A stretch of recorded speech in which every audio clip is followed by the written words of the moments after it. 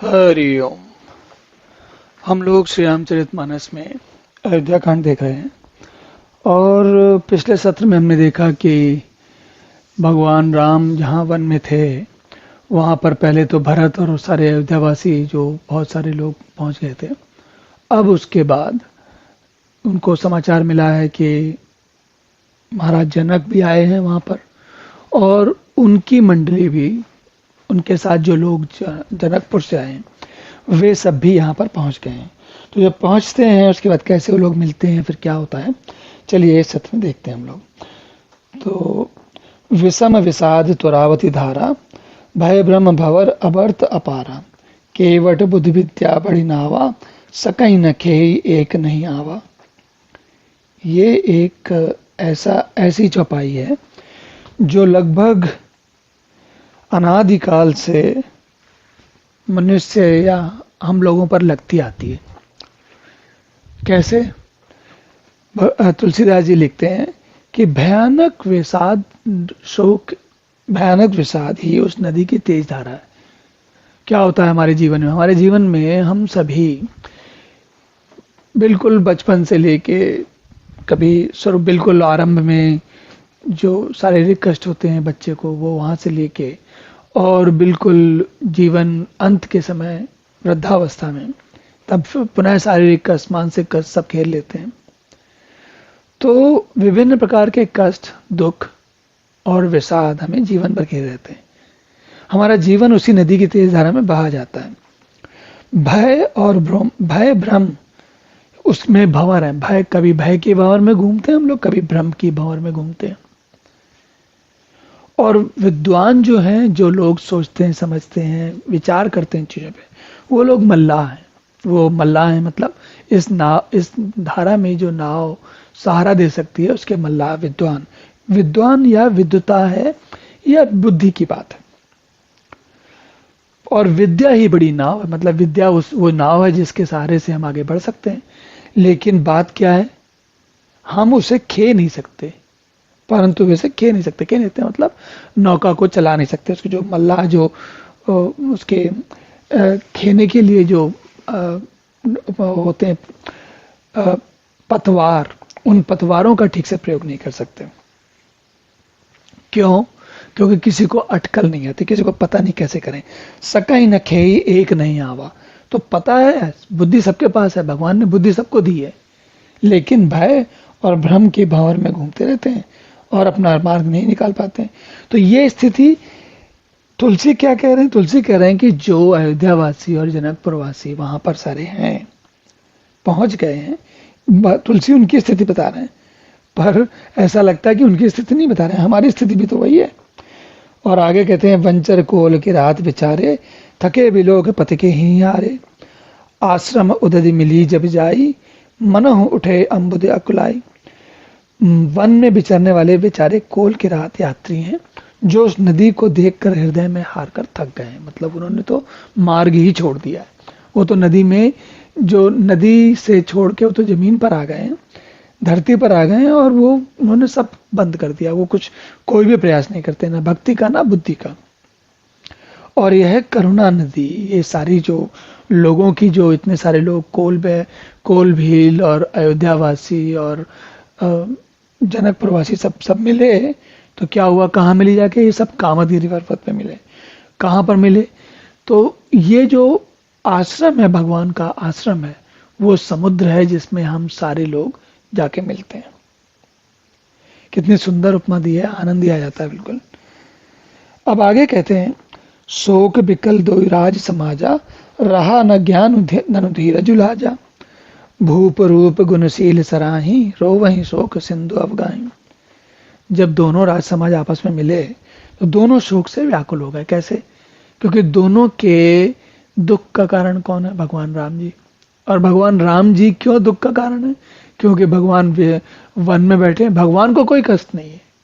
और हम देखते हैं जीवन में भी वैसे होता है, भगवान को क्या कष्ट है? कष्ट तो सब अयोध्यावासी, नगरवासी और कोल भील के रातों को है। भूप रूप गुणशील सराही, रो वहीं शोक सिंधु अवगाही। सब दोनों समूह के लोग हैं, वो राजा दशरथ जी की याद कर करके रो रहे हैं और शोक समुद्र में डुबकी लगा रहे हैं। क्योंकि इन सब लोगों के लिए मिलने का कारण क्या है? इस समय दोनों, देखिए ये स्थिति इसके पहले कभी नहीं आई है। क्यों? अयोध्या वाले अयोध्या में थे और जनकपुरी वाले जनकपुरी में थे। जब श्री रामचंद्र जी का विवाह भी हुआ था तब भी सारे लोग तो नहीं आ गए थे। अब की बार तो और बहुत सारे लोग आ गए, और ये सारे लोग कामदगिरी पर्वत पे चित्रकूट में सब लोग अपना डेरा जमाए हुए।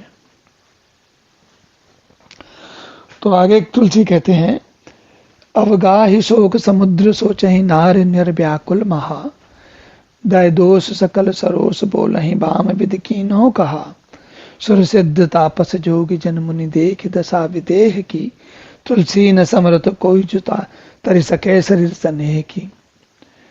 तो शोक समुद्र में डुबकी लगाते हुए सभी स्त्री पुरुष बहुत चिंता कर रहे हैं, बहुत सोच कर रहे हैं, बहुत जब भी किसी, हम जानते हैं जब भी किसी के, हमारे परिजनों में किसी का देहांत हो जाता है तो क्या होता है, जितने लोग आते हैं सभी के सभी शोक में डूब जाते हैं। और क्या कहते हैं, वैसे विधाता को दोष देते हैं, क्रोध युक्त करते हैं प्रतिकूल विधाता ने क्या किया। व्यक्ति जब भी जीवन छोड़ता है तो शोक जो है बड़ा स्वाभाविक होता है, जो आसपास जो लोग बचे होते हैं। और ये भी एक ऐसी विचित्र माया है कि सबको पता है, सबको जाना है, लेकिन फिर भी शोक होता है। तुलसीदास जी कहते हैं कि देवता, सिद्ध, तपस्वी, योगी और मुनिगणों में से कोई भी समर्थ नहीं है जो उस समय विदेह जनक राज्य की दशा देखकर प्रेम की नदी को पार कर सके, प्रेम में मग्न होकर बिना रह सके। तो सब लोग प्रेम में मग्न होकर दशरथ जी के शोक में वहां पर आपस में मिल रहे हैं कि ये हमें तो उपदेश जाए तह लोगन मुनि बरन, कि ये अमित उपदेश जह तह लोगन मुनि बरन, धीरज धरि नरेश कहु वशिष्ठ विदेहसन। जहां जहां श्रेष्ठ मुनियों ने लोगों को अपरिमित उपदेश दिए, जहां था मतलब वो जितने सारे लोग हुए तो सब लोग, तो ऐसा तो है नहीं कि बड़ा सा माइक लगा दिया और सबको उपदेश दिया जा रहा है जैसे आज के समय में होता है। तो जो बहुत सारे लोग होंगे उनमें जो छोटी छोटी टुकड़ियां होंगी, अलग अलग लोगों ने, श्रेष्ठ मुनियों ने लोगों को समझाया कि भाई ठीक है, कोई बात नहीं, धैर्य धारण करो। और वशिष्ठ जी ने विदेह जी से कहा कि हे राजन, आप धैर्य धारण कीजिए। जासु ज्ञान रवि भव निष्कासा, बचन किरण मुनि कमल विकासा, तय की मोह ममता नेहराई, यह से राम स्नेह बढ़ाई। जिस जन राजा जनक का ज्ञान रूपी सूर्य सभी की, सब जो भव रूपी रात्रि है उसका नाश कर देता है, तो मतलब ज्ञानी है राजा जनक, वो सारी भावनाओं को, जो मनुष्य की मानसिकता में भावनाएं आती हैं कि अरे ऐसा हो जाए, वैसा हो जाए, ये हो जाए, ऐसा करें, वैसा करें, उन सब का नाश कर देता है ज्ञान, क्योंकि ज्ञान बता देता है कि वास्तविक स्थिति क्या है। और जिनकी वचन रूपी किरणें मुनि रूपी कमलों खिला देती हैं, जिनके कारण बहुत सारे लोग मुनि बन जाते हैं, उनके पास भी क्या मोह और ममता उनके निकट कभी आ सकते हैं राजा जनक जी के पास। ये तो सीता राम जी के प्रेम की महिमा है कि महाराज जनक को ऐसी समस्या नहीं होती, लेकिन सीताराम का प्रेम है। क्योंकि ज्ञानी मुनि भी जब भगवान से मिलते हैं, भगवान के साक्षात्कार करते हैं, भगवान परमात्मा के दर्शन करते हैं, परमात्मा दर्शन का, परमात्मा अनुभव का लाभ उठाते हैं, तो उनके मन में विह्वलता आ जाती, क्योंकि वो एक ऐसा तीर्थ है कि वहां पहुंचने के बाद बड़े से बड़े ज्ञानी व्यक्ति को भी समझ में आ जाता है कि ये पूरी माया क्या है। तो जब समझ में आती है तो क्या होता है, थोड़ी देर के लिए ज्ञानी व्यक्ति भी जान करके कि परमात्मा दर्शन हो गए, मोह में आ जाता है। कितनी भी ईश्वर की माया कितनी विचित्र है। जो ज्ञान परमात्मा का दर्शन कराता है, वही ज्ञान परमात्मा के दर्शन होने पर मोह को नहीं रोक पाता। क्या बात है। विषयी साधक सिद्ध सयाने, त्रिविध जीव जग वेद बखाने, राम स्नेह सरस मन जासु, साधु सभा बढ़ता आदर दासु। विषयी साधक ज्ञानवान और पुरुष जगत में 3 प्रकार के जीव वेदों ने बताए हैं, विषयी, साधक और ज्ञानवान। एक तो वो हैं जो जिनको कुछ पता नहीं, दूसरे वो जो ढूंढ रहे हैं, और तीसरे जिनको मिल गया भगवान। इन तीनों में जिसका चित्त श्री राम जी के स्नेह से सरस हमेशा उसमें रस में डूबा रहता है, उनका सबसे अधिक आदर होता है। उनका सभी साधुओं के सभा में उनका बहुत अधिक आदर होता है। सोहन राम प्रेम बिन ज्ञानू, कर्ण धान बिन जिम जल जानू, मुनि बहुविध वेदे समझाए, राम घाट सब लोग नहाए। श्री राम जी के प्रेम के बिना ज्ञान शोभा नहीं देता, जैसे कर्णधार के बिना जहाज। वशिष्ठ जी ने जनक जी को बहुत प्रकार से समझाया और तब सब लोगों ने श्री रामचंद्र जी के घाट पर स्नान किया। सकल शोक संकुल नर नारी, शोभा सर्वीते बिनु भारी, पशु खग मगन कीन आहारू, प्रिय परिजन कर कौन विचारू। तो सारे लोग शोक से पूर्ण थे और पूरा दिन जो है बिना जल के, खाना पीना तो दूर की बात है, जल के बिना बीत गया। और स्थिति ये हो गई कि पशु पक्षी और हिरणों तक ने कुछ आहार नहीं किया, तो मनुष्य पशुओं को भी सब शोक व्याप्त हो गया। तो फिर बाकी लोगों को मनुष्यों का क्या कहा जाए। दो समाज निमिराज रघुराज, नहाने प्रात, बैठे सब बट बिटप तर, मन मलिन कृषगात। निमिराज जनक जी और रघुराज रामचंद्र जी दोनों के समाज ने दूसरे दिन सवेरे स्नान किया, तो वो पूरा दिन तो वैसे ही निकल गया और सब लोग बढ़ के बैठ के नीचे जाके बैठे, सबके मन उदास और शरीर दुबले हैं। अब क्या होगा भाई, धीरे एक एक करके लोग बात समझाएंगे कि क्या करना है। ऐसे इतना शोक करने से कोई फायदा नहीं, कुछ तो और करना चाहिए। क्या कहते हैं देखिए, जे महेश्वर दशरथ पुरवासी, जे मिथिलापति नगर निवासी, हंस बंस गुरु जनक पुरोधा, जिन जगमगु पर मारत सोधा। जो दशरथ जी की नगरी अयोध्या के रहने वाले और मिथिलापति जनक जी के नगर जनकपुर के रहने वाले ब्राह्मण थे, और सूर्यवंश के गुरु वशिष्ठ जी, जनक जी के पुरोहित शतानंद जी, ये सब लोग हैं जिन्होंने कि परमात्मा दर्शन बहुत आगे, बहुत ज्ञानी लोग हैं। ये लोग क्या कहते हैं, लगे कहन उपदेश अनेका, सहित धर्म नय बिरति विवेका। कौशिक काहि कही कथा पुरानी, समझाए सब सभा सुहानी। तो वशिष्ठ जी ही नहीं, शतानंद जी ही नहीं, विश्वामित्र जी भी आए थे, तो उन्होंने भी बहुत सारी, तो इन सब लोगों ने धर्म, वैराग्य, नीति और विभिन्न पौराणिक कथाएं सुना के सबको समझाया कि भाई ऐसे शोक करने से फायदा नहीं, जीवन तो आना जाना है। तब रघुनाथ कौशिक कहीं कहे हो, नाथ काल जल बिन सब रहे हो, मुनि कहे उचित कहत रघुराई, गए बीत दिन पहर अड़ाई। तब श्री रघुनाथ जी ने कहा कि भाई, विश्वामित्र से कहा, हे नाथ, कल सब लोग भी बिना जल पिए रह गए, अब कुछ आहार करना चाहिए। तो विश्वामित्र जी ने कहा, हाँ बात तो सही है, आप भी आज का दिन भी 2.5 पहर, आधा दिन बीत गया। और ऋषि रुख लखिन कही तेरहुत राजू, यहाँ उचित नहीं असन अनाजू, कहाँ भूप बल सभई सुहाना, पाए रजाए सु चले नहाना। विश्वामित्र जी का रुख देखकर जनक जी ने कहा, यहाँ अन्न खाना उचित नहीं है। वे राजा का सुंदर कथन सबके मन को अच्छा लगा, सब आज्ञा पाकर नहाने चले। पहले नहाने जाएंगे सब लोग, तो देखिए क्यों कहते हैं कि यहाँ पर अन्न खाना उचित नहीं है। जनक जी ने कहा ये वन स्थान है, अब यहाँ अन्न खाने का मतलब है सब बनाओगे, रसोई चलेगी, तैयारी होगी, नहीं भाई। और वैसे भी शोक का समय है, तो इस प्रकार का भोजन उचित नहीं है। तो क्या कहते हैं, तेई अवसर फल फूल दल मूल अनेक प्रकार, लई आए बनचर विपुल, भरी भरी कांवरी भार। तो जो आसपास रहने वाले वनवासी थे, वो कोल किरात आदिवासी जो थे, वो बहुत प्रकार के फल और फूल पत्ते, मूल आदि भांगियों और बोझों में भर भर कर ग्रामवासी थे, जो नगरवासी थे, उनके लिए ले आए। कामद बे गिरि राम प्रसादा, अवलोकत अपहरस विषादा, सरसरिता बन भूमि विभागा, जन उमगत आनंद अनुरागा। श्री रामचंद्र जी की कृपा से पर्वत पर भी सारी व्यवस्था हो गई, पर्वत में सब कुछ मिल गया। और वो पर्वत ऐसा है कि वो जो चाहे, जिस तरीके के फल चाहिए सब मिल गए। वहाँ के तालाबों, नदियों, वन और पृथ्वी के सभी भागों में मानो आनंद और प्रेम उमड़ रहा है। क्यों उमड़ रहा है? क्योंकि भगवान श्री राम जी ने वहां पर वास किया है। बेली बेटा सब सफल सफूला, बोलत खग मृग अली अनुकूला, तई अवसर बन अधिक ओछाऊ, त्रिविध समीर सुखद सब काऊ। अब भगवान की कृपा से बेलें, वृक्ष सभी फलों और फूलों से युक्त हो गए। पक्षी, पशु और भौरे अनुकूल बोलने लगे। उस अवसर पर वन में बहुत उत्साह है, तो जंगल में मंगल हो रहा है। सब किसी को सुख देने वाली शीतल मंद सुगंध हवा चल रही। क्या बात है, कितनी सुंदर स्थिति है। जाय न बरन मनोहर ताही, जन्म ही करत जनक पहुन आई। तब सब लोग नहाय नहाय, राम जनक पुनि आय सुपाए।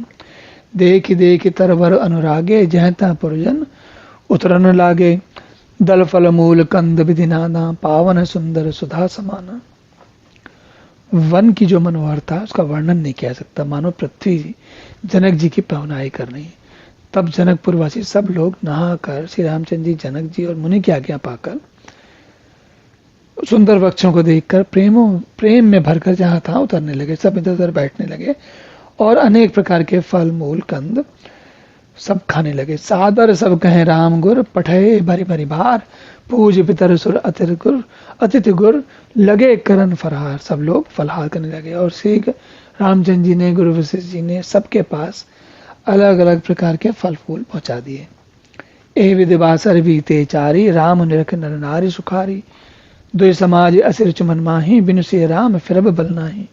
इस प्रकार 4 दिन बीत गए यही सब करते हुए, और श्री रामचंद्र जी को देखकर सारे नर नारी सभी बहुत सुखी हैं। दोनों समाजों में, जनकपुर का समाज और अयोध्या का समाज, दोनों समाजों में इनके मन की इच्छा है कि श्री सीताराम जी वापस चले, उनके बिना तो लौटना अच्छा नहीं रहेगा। और सीताराम संग बनवासु, कोटि अमरपुर सर सुपासु। परिहर लखनु राम वैदेही, जे घर भाव बाम विदिते ही। सब लोग सोच तो ये रहे हैं कि इससे तो अयोध्या या मिथिला ना जाना पड़े, वही अच्छा है। श्री राम जी के साथ तो वन में रहना ही अच्छा है, यहीं पर ही मिथिला बना लेते हैं। लेकिन अगर वो मिथिला बना लेंगे तो फिर श्री राम जी को कहीं और जाना पड़ेगा। भाई वही तो बात है, वन में रहने का क्या मतलब है? वन में रहने का मतलब है नगर और लोगों के से दूर रहना। तो भगवान राम को तो जो उनको वर मिला है वो यही तो मिला है वर, तो ऐसा कैसे हो जाएगा? लेकिन लोग क्या सोच रहे हैं कि जो लोग सोच रहे हैं कि हमें तो यहीं अच्छा लग रहा है और कहीं जाना भी नहीं चाहिए और यहीं रहने का सबसे अधिक आनंद। कहना जो ऐसा सोचता है वो, उसके लिए तो भगवान ने उसकी बुद्धि उल्टी कर दी है। दाहिन दह होई जब सबहि, राम समीप बसे बन तबहि। मंदाकिनी मज्जन तो काला, राम दरस मुद मंगल माला। जब दैव सबके अनुकूल हो तभी श्री राम जी के पास वन में निवास हो सकता है। सही बात है, और क्या, नहीं तो वन में कैसे निवास करेंगे। मंदाकिनी जी का तीनों समय स्नान और आनंद तथा मंगलों की माला, श्री राम जी का दर्शन। क्या बात है, कितना सुंदर स्थिति है। अटनु राम गिर बन थापस्थल, असनु अमीय समकंद मूल फल। सुख समेत संबत दुई साता, पल सम होई न जनि है जाता। ए सुख जोग न लोग सब, कहें कहा सुभाग। सहज सुभाए समाज दुई, राम चरण अनुराग। तो श्री राम जी के पर्वत अटनु राम गिरवन तापस्थल, श्री राम जी के पर्वत कामदानाथ पर वन और तपस्या के स्थानों में घूमना और अमृत के समान कंदमूल और फलों का भोजन। क्या बात है, 14 वर्ष सुख के साथ पल के समान बीत जाएंगे। तो सारे लोग ये सोच रहे हैं कि हम 14 साल अब तो यहीं रहेंगे राम को लेके, या तो राम जी चले हमारे साथ, राम सीताराम जी, या फिर हम लोग अब 14 वर्ष यहीं रहेंगे। तो और ये सोचते सोचते बाद में ये भी सोच रहे हैं कि ए सुख जोग न लोग सब, कहाँ असुभाग। कह रहे हैं इतना सुख 14 वर्ष हम भगवान राम के साथ यहाँ रह सके, इतना सुख हमारे ऐसे भाग्य कहाँ है? तो मिलेगा तो है नहीं। तो दोनों ही समाज ऐसे हैं कि श्री राम जी के चरणों में दोनों ही समाजों का बहुत प्रेम है, और दोनों ही समाज अपनी बाकी सारी बातें भूल कर ये सोच रहे हैं मन ही मन कि वापस न जाना पड़े, या तो वापस न जाना पड़े या फिर श्री राम जी साथ चलें। तो मनुष्य के मन में और चीजों को देखकर लालच तो होता ही होता है, हम जानते हैं। लेकिन जब भगवान के दर्शन पाकर या भगवान में लगन लगाकर व्यक्ति का लालच बढ़े, तो उस आनंद का एक अलग ही संतोष, सुख और आनंद होता है, वो आनंद है। भगवान की भक्ति जब मिलती है तो वो सुख दुख, हर्ष आनंद, हर्ष विषाद, इन सभी से आगे ले जाती है। और विशेष बात क्या ध्यान देने की है, आनंद जो है वो हर्ष नहीं है, सुख नहीं है। आनंद तो भगवान के सानिध्य, भगवान के दर्शन, भगवान के अनुभव में ही है। चलिए अब यहीं रुकते हैं, अगले सत्र में पुनः मिलेंगे। तब तक के लिए हरि ओम।